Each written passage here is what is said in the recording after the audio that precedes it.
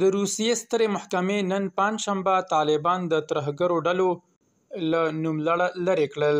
اسوسییټډ پریس خبري رسنۍ دا کار د نوموړې ډلې لپاره ډیپلوماټیکه بریا بللې. نوموړي هیواد په 2003 زیږدیز کال کې دغه ډله د ترهګرو ډلو په نوملړ کې شامله کړې وه. تر دې وړاندې د دغه هیواد د کابینې یو شمېر غړو له ولسمشر پوتین څخه غوښتي وو چې یاده ډله له دې نوملړه وباسي. هغه مهال د یاد هیواد چارواکو ویلي وو چې دوی د طالبانو د واکمنۍ رسمیت پیژندنې ته ګامونه جدي کړي دي.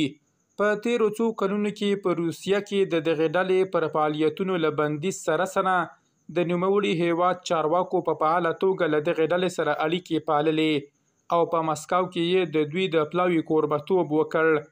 د تیر کال په پسرلي کې د یوې کړنلارې جوړول پیل شول چې له مخې یې یاده ډله په روسیه کې د ترهګرو ډلو له نوملړه لرې کړل شي.